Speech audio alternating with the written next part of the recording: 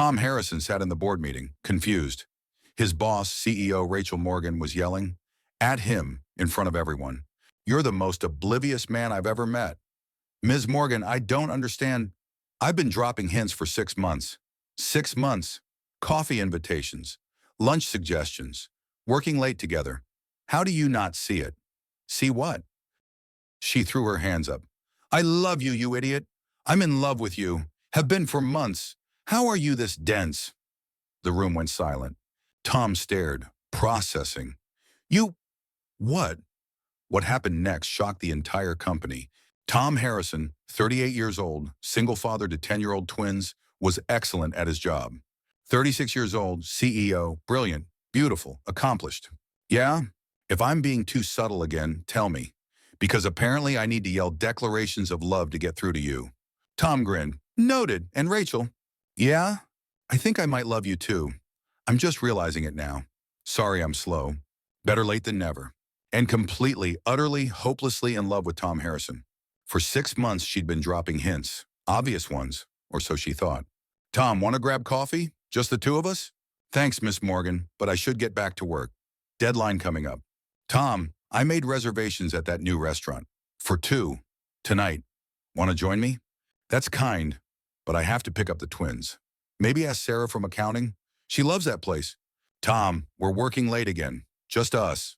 Want to order dinner? Talk?" "Sure.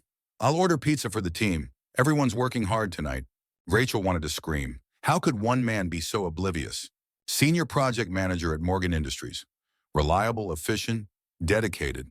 She tried being more direct. "Tom, you look nice today." "Thanks, Sophie picked out this tie. She said it matched my eyes." "It does. Your eyes are beautiful." "Thanks, Sophie will be pleased her choice worked." Rachel wanted to bang her head against her desk.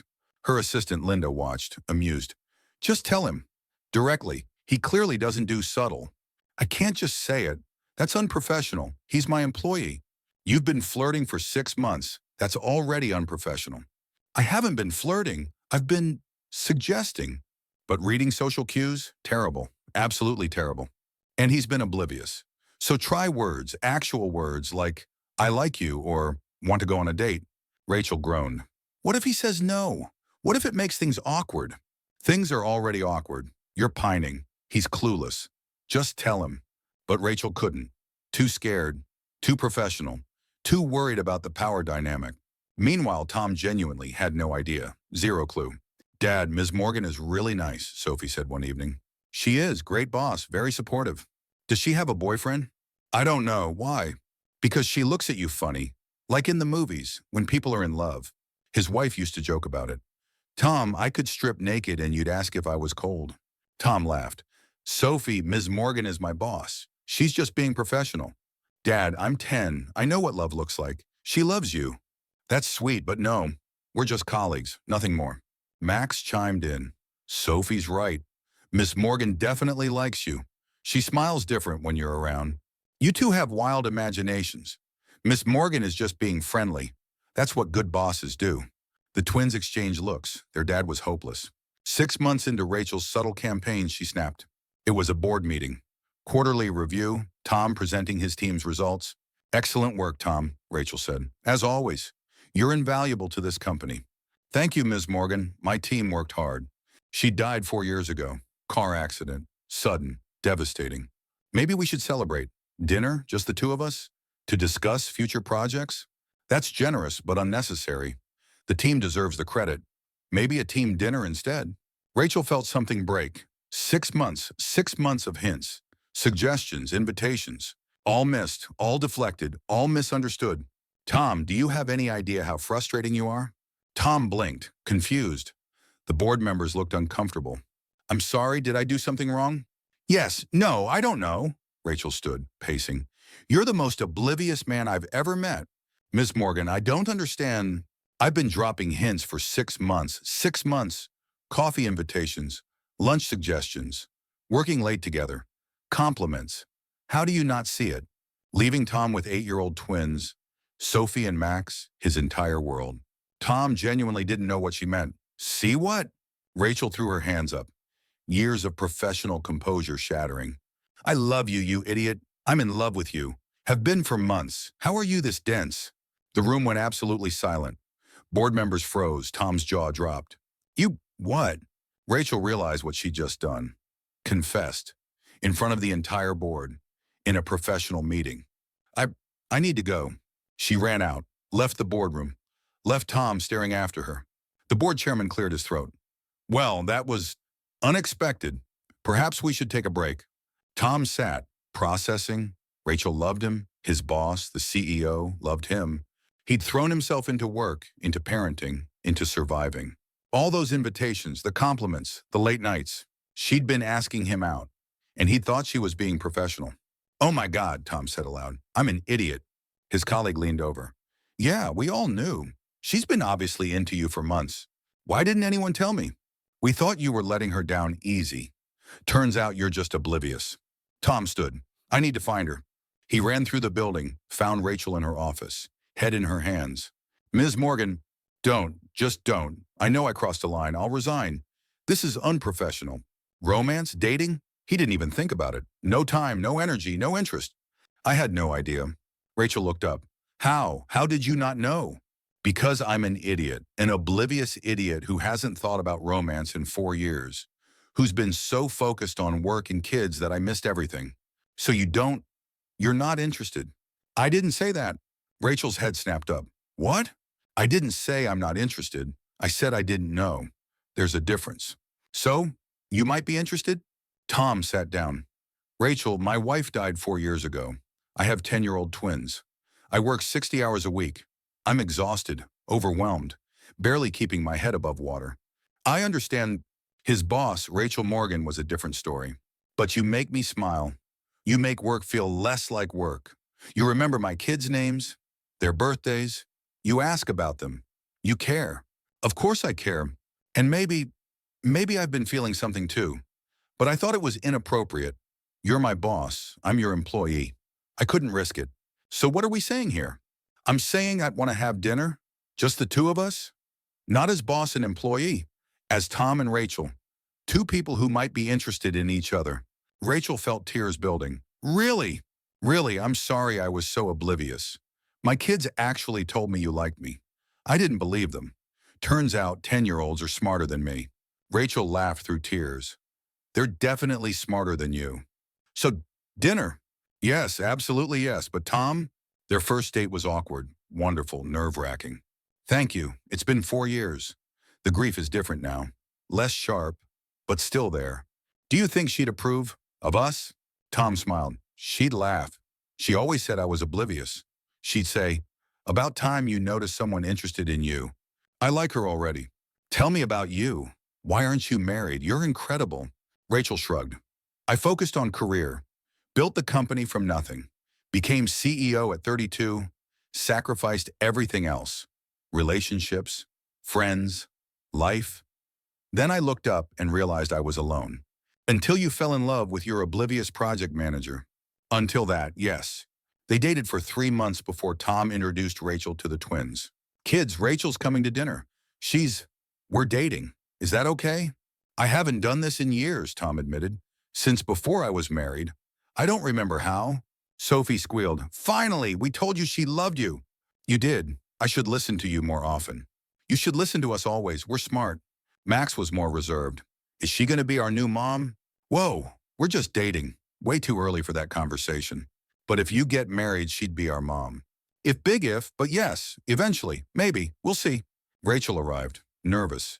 She'd faced hostile boards, difficult negotiations. But meeting Sophie and Max, terrifying. Hi, I'm Rachel, your dad's friend. Sophie grinned. Girlfriend, you're his girlfriend, he told us. Me neither. I've been focused on the company, on success. Dating fell away. Right, yes, girlfriend. That's me. Max studied her. Do you like kids? I do. I don't have much experience, but I'm willing to learn. Do you like soccer? Because I play soccer. It's important. I don't know much about soccer, but I'd love to learn. Maybe you could teach me? Max nodded. Approval granted. Dinner went well. Rachel asked questions, listened, engaged. She's nice, Sophie told Tom later, and she makes you happy. We like her. I like her too, a lot. Are you going to marry her? So we're both rusty. Someday, maybe, if she'll have me. She will. She loves you, even though you're oblivious. 6 months into dating, the office found out, officially. A photo, Tom and Rachel, kissing outside a restaurant, leaked to company gossip channels, spread like wildfire. The CEO is dating Tom Harrison. We all knew it was coming. She literally screamed, "I love you" at him in a meeting. Not exactly a secret. HR called them in. We need to discuss this. The relationship, the optics. I understand, Rachel said.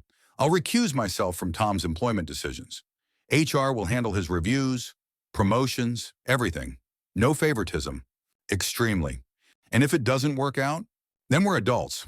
We'll handle it professionally. Okay, just keep it professional at work. No PDA in the office. They tried. They really did. But everyone knew. They're so obvious, colleagues whispered. The way they look at each other. It's actually kind of cute. The CEO and the oblivious project manager. 1 year into dating, Tom proposed. Not elaborate, simple. At home. With the twins. Rachel, a year ago, you yelled that you loved me in a board meeting. Best declaration I've ever received. You've changed my life. The twins' lives. You've shown me it's okay to love again. To live again. Will you marry me? Sophie and Max chimed in. Please say yes. We already made you a card. Rachel cried, yes, absolutely yes. And show me that card. I want to see it. They talked, really talked, about life, loss, kids, dreams. The card was crayon, stick figures. Welcome to the family, Rachel. Love, Sophie and Max. Rachel sobbed. This is the best proposal ever. Their wedding was small. Close friends, family, key employees.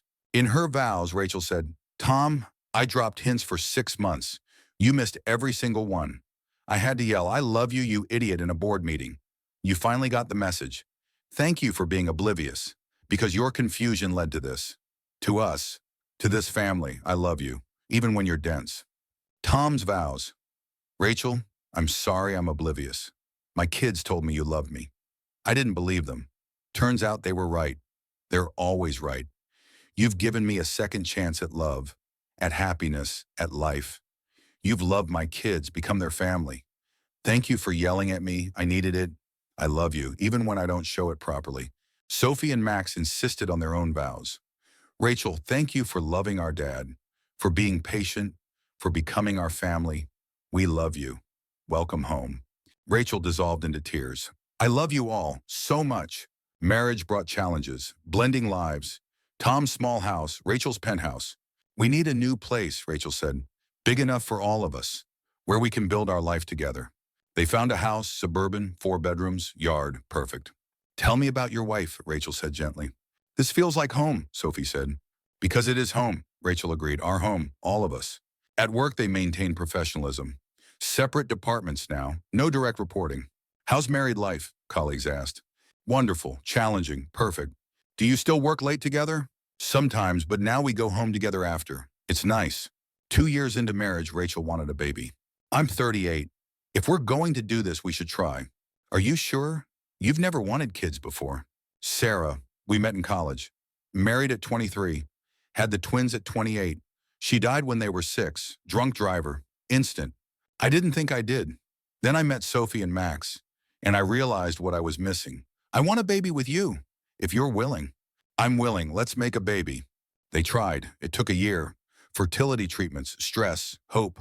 Rachel got pregnant at 39. High risk, monitored closely. Their son was born healthy, named Andrew, after Tom's father. Sophie and Max, now 14, were obsessed.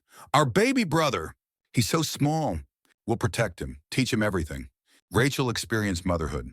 Late, but fully, and she loved it. I can't believe I almost missed this, she told Tom. Building a company felt important. But this is everything. I'm so sorry. You have both now, company and family, balance. Because of you, you showed me what matters. 5 years into marriage, Rachel stepped back from CEO, promoted a successor, became board chair. We're so proud of you, Tom told them. You two showed us what matters, Sophie said. Hard work, dedication, love. We learned from the best. And from the most oblivious, Rachel added with a grin. That too, Dad's obliviousness is legendary. 10 years after the board meeting confession, they returned to that room. This is where it happened, Rachel told Andrew, now 8. Where Mommy yelled at Daddy. Where I finally got through to him, after 6 months of trying. Why didn't you just tell him normally? I tried, he didn't notice. So I yelled, worked perfectly. I want to be present. For Andrew, for Sophie and Max, for you. The company will survive without me running it daily. They placed a plaque. Private joke, just for them. In this room, Rachel Morgan yelled, I love you, you idiot, at Tom Harrison. He finally got the hint. A family was born. 10 years of love and obliviousness. 15 years later, Sophie had her own family, 2 kids. Max was engaged. You're grandparents now, Sophie told them. I'm too young to be a grandma, Rachel protested. You're 51, you're definitely grandma age. Don't remind me. Tom loved being a grandpa. Papa Tom, the grandkids called him. Are you still oblivious, Papa? Sophie's daughter asked. Sometimes, but Grandma keeps me straight. Are you sure you built this? By yelling. Occasionally, it works. 20 years after the confession, they renewed their vows. Big celebration. Sophie, Max, Andrew, grandchildren, company employees. Tom's vows. 20 years ago, you yelled that you loved me in a meeting. Most embarrassing moment of my life. Also the best, because it woke me up, made me see what was right in front of me.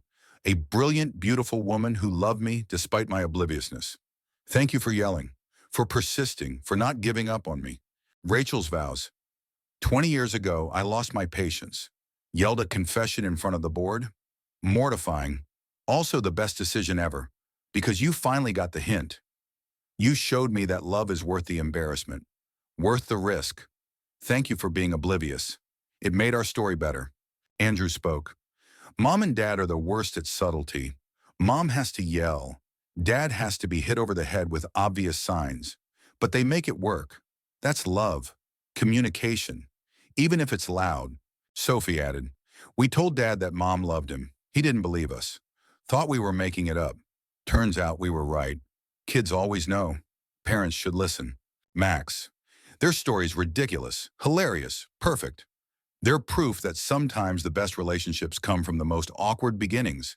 I did, but I built our family too, and family needs me more. Tom was promoted to VP, different division, no conflict of interest. You earned this, Rachel told him. Not because you're my husband, because you're excellent. The board will talk. Let them. You've been carrying extra weight for years. You deserve recognition. Sophie and Max graduated high school. Sophie to MIT, engineering. Max to Stanford, computer science. 25 years after the confession, the story had become company legend. What advice would you give? Rachel, don't hint, use words, clear words, especially if the person is oblivious. Tom, listen to your kids, they notice things, they're smart. I should have believed Sophie and Max. Both. And if you love someone, tell them, even if it's scary, even if it's in a board meeting, especially if it's in a board meeting. 30 years later, Rachel was 66. Tom was 68, both retired. Sophie was a successful engineer. Max ran his own tech startup. Andrew was a teacher. We raised good kids, Rachel observed. We did, despite my obliviousness. Because of it, they learned communication matters, being direct matters. The grandchildren loved hearing the story. Tell us again how Grandma yelled at Grandpa. Did she really yell, I love you, you idiot, in a board meeting? Rachel would tell it, every detail. The frustration, the hints, the final explosion. And that's why you should always use your words, she'd conclude. Even if it means yelling, especially if it means yelling. Sometimes people need volume to understand. She did, I was there. Most awkward moment ever. Also most romantic. What did he do? Sat there, shocked, then chased her down. The rest is history. Rachel and Tom were interviewed for the company's 50th anniversary documentary. How does it feel, 25 years later? Rachel, embarrassing. Still embarrassing, but also perfect. I could have kept hinting forever. Instead, I yelled. Got results. Sometimes you have to be loud to be heard. Tom, I'm still sorry I was so oblivious, but I'm grateful Rachel was brave enough to speak up. Loudly, very loudly. 35 years after the board meeting, they returned one last time. Never, not once, it worked. Got your attention. Got us here. What if I'd said no? What if I'd rejected you? Then I'd have been mortified. But at least I'd have tried. At least I'd have been honest. No regrets. Tom kissed her. I love you, even though you had to yell it at me first. I love you too, even though you're still occasionally oblivious. Occasionally. Frequently. They laughed. 35 years, still teasing, still loving, still together. 40 years after the confession, they celebrated their 40th anniversary. The entire family gathered. 3 children, 7 grandchildren, 2 great-grandchildren. The room had been renovated, modernized, but the plaque remained. Tom's speech. 40 years ago, my boss yelled, "I love you, you idiot," in a board meeting. I was shocked, confused, oblivious. She was right on all counts, especially the idiot part. That yell changed my life, gave me love, family, purpose. Thank you, Rachel, for being loud, for being brave, for not giving up on me. Rachel's speech. 40 years ago, I lost my patience with the most oblivious man on earth, yelled a confession, mortified myself. Best decision ever. Tom showed me that love is worth the embarrassment, worth the risk, worth everything. Thank you for finally getting the hint, for loving me back, for 40 incredible years. Sophie, Max, and Andrew spoke together. Our parents are ridiculous. Mom had to yell. Dad had to be hit over the head, but they make it work. They showed us that love requires communication, honesty, vulnerability, even if it's loud, especially if it's loud. 42 years after the confession, Rachel passed away, peacefully in her sleep. Her last words to Tom: "Thank you for finally understanding, for loving me, for 42 years of happiness. I'd yell at you again in a heartbeat. I'd be oblivious again just to hear it." She smiled. "I know. I love you, you idiot. I love you too." Tom lived another year. At 77, heart failure, quick. His last words to Sophie: "Your mom had to yell to get my attention. I'm grateful she did. Never be afraid to speak up, to be loud, to demand to be heard. That's how love happens. 35 years since you yelled at me." "I won't, Dad, promise." Their joint funeral was massive. Company employees, friends, family. Sophie spoke. "My mom yelled, 'I love you, you idiot,' at my dad in a board meeting 42 years ago. Most romantic thing I've ever heard. Because it was honest, brave, real. They taught me that love requires communication, vulnerability, sometimes volume. I'll never forget that." Andrew added, "They were terrible at subtlety, great at honesty. They showed me that being direct beats being subtle every time. Thank you, Mom and Dad, for yelling, for listening, for showing us what love looks like." A memorial was placed at Morgan Industries, in the boardroom where it happened. Rachel Morgan and Tom Harrison. She yelled. He finally listened. A love story began. 42 years of laughter, love, and learning to communicate loudly when necessary.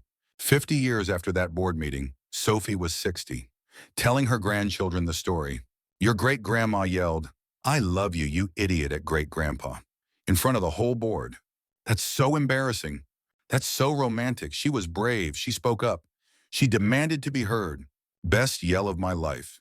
What did he do? He was shocked, confused. Then he chased her down, said he loved her too. They got married, built a family, all because she yelled. What's the lesson? Use your words, be direct. Don't hint. If you love someone, tell them, even if it means yelling in a board meeting. The grandchildren laughed. We'll remember that. Good, because your great-grandma would want you to. Speak up, be heard, be honest. That's how love happens. And in every grandchild's eyes, understanding. Commitment, courage, the legacy continued. One honest confession at a time.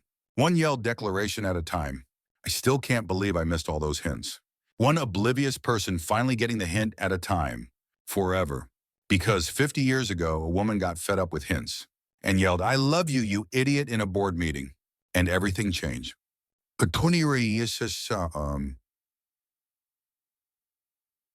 If this story made you laugh and cry, subscribe to VML Stories for more tales of awkward confessions, patient persistence, and love that requires volume. Hit that like button, drop a comment sharing your thoughts, and share this with someone who needs to remember that sometimes the best way to communicate is loudly and directly. Because sometimes love requires yelling to get through. See you in the next story. You were grieving, overwhelmed, focused on survival. I forgive you. I forgive me too, mostly. They sat in the same seats. Where it happened, where everything changed. Do you regret it? Yelling, making that scene?